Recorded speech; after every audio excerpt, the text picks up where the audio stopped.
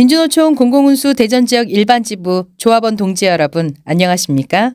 6월 정부와 소식 전달해 드립니다. 2023년 최저임금은 월 201만 원, 한 달에 이것밖에 못 버는데 먹고 살기 위해 쓰게 되는 최소한의 생계비는 월 241만 원인 것으로 나타났습니다. 노동계는 최저임금 월 250만 원을 요구하고 있습니다.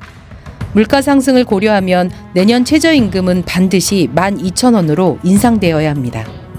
올해 최저임금으로 생계 꾸리기 충분한지 시민을 대상으로 설문을 진행한 결과 84.8%가 부족하다고 했습니다. 노동자가 생각하는 2024년 최저임금 적정 수준에 대한 질문에는 31.9%가 월 250만 원 이상, 30.6%가 월 230에서 249만 원이라고 했습니다. 최저임금이 직업별로 달라지면 그것은 또 다른 차별입니다. 최저임금은 임금의 최저선입니다.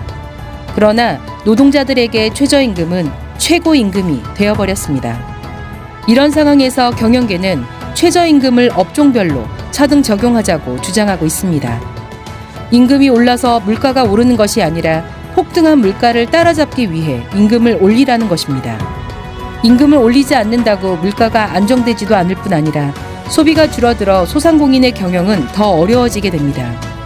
업종별로 최저임금을 차등 적용하면 해당 업종은 더욱 심한 구인난을 겪게 될 것이고 최저임금이 낮은 직종에 대한 차별이 생겨날 것입니다. 장애인 노동자의 경우 2022년 기준 최저임금 적용에서 제외되었으며 월 평균 임금이 37만 9,622원으로 최저임금의 19.8% 수준입니다. 장애를 이유로 최저임금을 적용하지 않는 것은 장애인에 대한 차별입니다. 2021년 당시 최저임금은 시급 8,720원이었지만 21년 플랫폼 노동자 월 평균 순수입을 시급으로 확인하면 7,289원으로 최저임금에 한참을 미치지 못하는 수준입니다. 근로기준법상 노동자가 아니라는 이유로 일을 해도 최저임금을 못 받는다는 것은 헌법상 보장된 기본권을 침해하는 것입니다. 카페, 편의점 등 아르바이트 수습 노동자에게 3개월간 최저임금의 90%를 받게 하는 것은 합리적인 이유도 없고 노동 착취의 수단으로 악용하는 것입니다. 장애인이나 라이더, 대리운전기사, 웹툰 작가 등 플랫폼 노동자, 아르바이트 수습 노동자는 최저임금을 못 받아도 법적으로 문제가 없습니다. 모든 노동자들에게 최저임금이 적용될 수 있도록 법이 바뀌어야 합니다. 최근 보도에 따르면 다수의 생산직 노동자들이 통상 시급을 8,000원으로 받으며 생계를 유지하기 위해 잔업과 특근으로 몸을 갈아넣고 있습니다. 최저임금에는 포함되는 각종 수당, 상여비, 식비, 교통비 등이 통상 임금에는 포함되지 않는 기형적인 임금체계와 과도한 최저임금 산입 범위 확대 때문입니다. 진보당 강성희 의원 대정부 질문. 진보당 강성희 국회의원은 12일 진행된 정치, 외교, 통일, 안보 분야 대정부 질문에서 한덕수 국무총리, 박진 외교부 장관에게 후쿠시마 방사성 오염수 해양 투기, 건설노조 탄압 및 고 양해동시 사자 명예훼손, 전북 금융중심지 공약 파기, 미 반도체 지원법에 대한 질의를 했습니다. 강 의원은 한덕수 국무총리에게 고 양해동 씨와 동료를 파렴치범으로 몬 원희룡 국토부 장관의 엄중 경고를 내릴 것을 촉구하며 노동자의 분신 앞에서도 공감도 책임감도 없는 정권의 잔인함을 비판했습니다.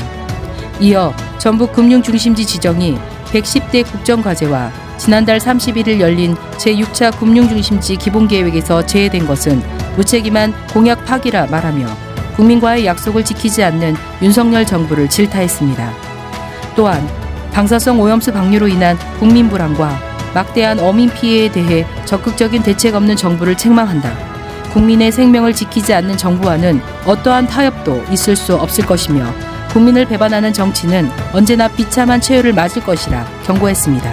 아울러 강 의원은 박진 외교부 장관에게 반도체를 둘러싼 미중 경쟁이 격화되는 국제 정세에서 산업 기밀 유출 및 반도체 기업의 초과이익 70% 회수 등의 독소 조항이 있는 미 반도체 지원법은 날강도 수준이라며 미 반도체 업체 마이크론의 대중 수출 금지 이후 한국 반도체 기업 제재 등에 대한 정부의 시급한 대책 마련이 필요하다고 힘주어 말했습니다. 마무리 발언에서 강 의원은 윤석열 정부는 한미일 삼각 동맹에 집착한 나머지 후쿠시마 방사성 오염수 방류 반대 입장조차 꺼내지 못하고 있다. 오늘 국회를 찾아온 4천여 명의 어민들의 눈물과 불안해하는 국민을 위로하고 대변하는 것 말고 최상의 국익이 무엇이냐고 물으며 국민의 이익과 안전에 충실할 것을 강조했습니다.